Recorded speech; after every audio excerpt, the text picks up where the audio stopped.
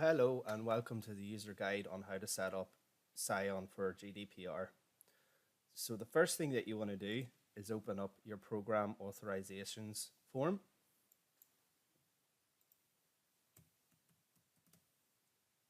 Just here. And from the program area, you want to select the purge retention data item. Selecting this will bring up these 4 items that you want to set role codes against. So just for the purpose of this video, we're going to use the Wellington role code. We do recommend on the purge data item that you set number of authorities at 2, but for the purpose of this video, we're just going to leave it at 1. So just hit accept there. And close that down. The next thing that you want to do is open your data code maintenance form. And that can be found here. And this is where you set up your base retention code. So here's some that I've set up earlier. It's just a matter of, you can click this button here if you've run out of space, or you can just click into the box below this one. So I'm just going to set one up for 1 day. And I'm going to set number of days to retain as 1. Just bear in mind, you can only set 1 of these values in a single row. So see here, I've only set 1. I can't set anything here or here. Here I've set 3. I haven't set anything here or here. So just hit accept. And then close that form.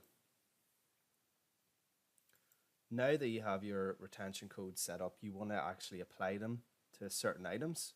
So the first one we'll apply one to is a tenant type. So this is where we choose our retention code from this drop down menu. So for club, orphaned, person and spouse, we'll set 7 years. And we leave the credit union one blank. You can see from the drop down menu that all of the retention codes from that form earlier are listed. So here's all the codes from that form earlier on. So once you're done, just hit accept. Now these codes affect your anonymization process. So you need to set them in here if you want to be able to eventually anonymize a tenant. The next thing that you want to set up is for any of your reports. You just type in the report name or select it from the LOV. And you see here a retention code. Just click whatever policy you want to set against that report. So for the likes of this one, we'll set a policy of do not retain for 0 days. So it will be processed and deleted after 0 days. Just hit accept there. For the likes of the Res 49, we've set a policy already on this of 7 years. So it's entirely up to yourself what policy you want to set against each report. So just close that. The next thing you want to move on to is your image type maintenance form. And in here, you'll see there's a retention code, a completion retention trigger, and a completion retention code. So we'll give you an example of how you might use each of these. So say, for example, we have a photograph of a tenant on their record. We could set a base retention code of 7 years. So what this means is after 7 years, any images of the type photo will be deleted or extracted for purging. Just hit accept to set that. Next one we can choose to set is a loan application. You can choose to set a completion retention trigger of loan and a completion retention code of, say, 6 months. So what this does is it means when a loan completes after 6 months, image type app is deleted.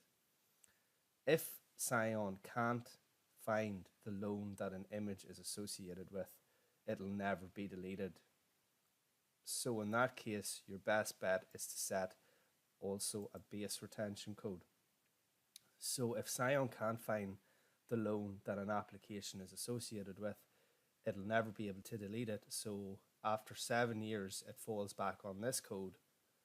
So if the link that originally associated the application with a loan has been broken, Scion will fall back to the date that the loan application was scanned into Scion and delete it after 7 years. So just hit accept.